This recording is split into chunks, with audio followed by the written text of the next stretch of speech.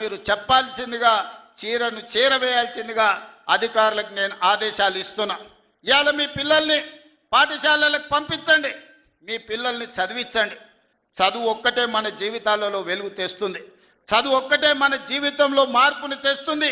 ఈ చదువే మన జీవితంలో వెలుగులు నింపుతుంది. ఇవాళ ఈ వేదిక మీద ఉన్న కలెక్టర్లైనా ఎమ్మెల్యేలైనా చిన్న చిన్న కుటుంబాల నుంచి వచ్చిండ్రు, కానీ వాళ్ళు చదువుకున్నారు, చదువును నిర్లక్ష్యం చేయలే. అందుకే ఈనాడు మీ పిల్లలకు ఈ నియోజకవర్గంలో 25,000 మందికి పొద్దున్నే టిఫిన్ పెట్టి తల్లిదండ్రులు కూలి పనికి పోతే పిల్లలకు నాస్త పెడతారో పెట్టారో అని ఇవాళ పొద్దున టిఫిన్ పెడుతున్నాం, మధ్యాహ్నం భోజనం పెడుతున్నాం. వచ్చే అకాడమిక్ ఇయర్లో రాష్ట్రం మొత్తం పిల్లలకు టిఫిన్తో పాటు మంచి భోజనం పెట్టి మీ పిల్లలకు మంచి చదువు చెప్పించే బాధ్యత ఈ ప్రభుత్వం తీసుకుంటుంది. మా సర్పంచులకు సూచన చేస్తున్న ప్రైవేటు పాఠశాలల్లో 1,000 రూపాయల ఫీజులు అడుగుతున్నారు. నాణ్యమైన విద్యను మనం ఇస్తాం, నాణ్యమైన భోజనం మనం పెడతాం. పిల్లల్ని ప్రభుత్వ పాఠశాలలకు తీసుకురండి, వాళ్ళకు కావాల్సిన వసతులు మనము ఏర్పాటు చేద్దాం. వాళ్ళకు నాణ్యమైన వసతులు ఏర్పాటు చేస్తేనే ఆ పిల్లలు చదువుకోవడానికి వస్తారు. మన రాష్ట్రం అభివృద్ధి జరగాలి అనంటే మన పిల్లలు చదువుకోవాలి. వాళ్ళు డాక్టర్లు, లాయర్లు, ఇంజనీర్లు కావాలి, వాళ్ళు ఐఏఎస్లు, ఐపీఎస్లు కావాలి, అధికారులై తెలంగాణ రాష్ట్ర పునర్నిర్మాణంలో భాగస్వాములు కావాలి.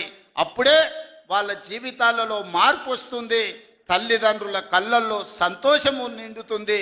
కాబట్టి పిల్లల్ని అందరినీ చదివించుకోండి. అదేవిధంగా ఈనాడు రైతులకు సంబంధించి తెలంగాణ ఉద్యమమే నీళ్లు. తెలంగాణ ఒక పక్కన కృష్ణా నది, ఇంకొక పక్కన గోదావరి నది. ఈ 2 నదుల మధ్యన ఉన్నదే తెలంగాణ.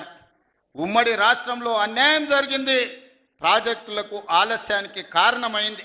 అందుకే 4 కోట్ల తెలంగాణ ప్రజలు తెలంగాణ కోసం నడుం బిగించి వందలాది మంది పిల్లల ఆత్మ బలిదానాలు చేసుకొని తెలంగాణ రాష్ట్రాన్ని సాధించుకున్నారు. ఇకనైనా మన సమస్య పరిష్కారం అవుతుంది అనుకున్నారు. ఈ సమస్య శాశ్వత పరిష్కారం అయితే ఈ తెలంగాణ భూములు బీళ్ల నుంచి పాడి పంటలతో సస్య సామలమవుతాయని ఈ ప్రాంతం అనుకున్నది. 10 సంవత్సరాలు 2 సార్లు కేసీఆర్ గారికి అవకాశం ఇచ్చారు. 10 ఏళ్లలో ఏ ప్రాజెక్టు పూర్తి చేయలే, ఏ ఎకరాకు నీళ్లు ఇవ్వలే. కృష్ణానది మీద కట్టిన ప్రాజెక్టులు ఆనాడు మొదలుపెట్టిన భీమా కావచ్చు, నెట్టంపాడు కావచ్చు, కోయిల్ సాగర్ కావచ్చు, కల్వకుర్తి కావచ్చు, ఎస్ఎల్బిసి కావచ్చు, డిండి కావచ్చు, నేను కొట్లాడి సాధించిన మక్తల్, నారాయణపేట్, కొడంగల్ ఎత్తిపోతల పథకం జీవో నెంబర్ 69 కావచ్చు. 10 ఏళ్ళు మనకు అన్యాయం చేసిర్రు, మన పాలమూరుని ఎండబెట్టిండ్రు. కానీ 2009 నాడు వలస వచ్చి పాలమూరులో ఊరు లేనోడు, పార్లమెంటులో నోరు తెరవనోడు తెలంగాణ రాష్ట్రం వస్తే మన బతుకులు బాగుపడతాయి, కొడంగల్లో ప్రతి ఎకరాకు నీళ్ళు వస్తాయని మనందరం కష్టపడి ఎంపీగా గెలిపించినాం. ఆయన ఎంపీ అయ్యిండు, తెలంగాణ రాష్ట్రం వచ్చింది, తెలంగాణకు ముఖ్యమంత్రి అయ్యిండు. కానీ మన కొడంగల్కు నీళ్లు రానియలే, ఏ ప్రాజెక్టు పూర్తి చేయలే. పాలమూరు రంగారెడ్డి ఎత్తిపోతలు అట్లనే ఉండిపోయింది, కల్వకుర్తి అట్లే ఉండిపోయింది. భీమా, నెట్టంపాడు, తుమ్మిళ్ళ, ఆర్డిఎస్ ఏ ప్రాజెక్ట్ అయినా తీసుకోండి, ఎస్ఎల్బిసి టన్నెల్ కావచ్చు, కృష్ణా నది మీద ఏ ప్రాజెక్టు పూర్తి చేయలే, ఏ ఒక్క ఎకరాకు నీళ్ళు ఇవ్వలే.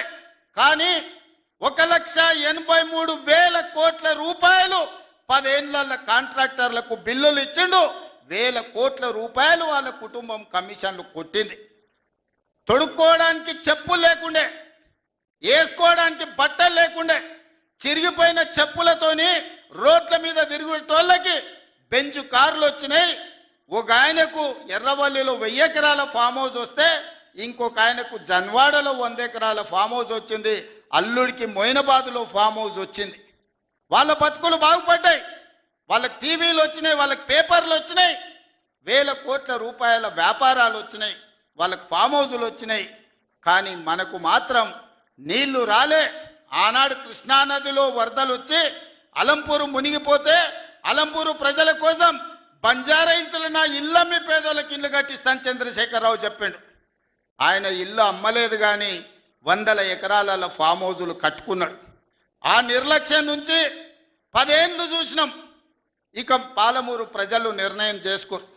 మా బతుకులు బాగుపడాలంటే మట్టికి పోయినా ఇంటోడే పోవాలని పెద్దలు చెప్పారు.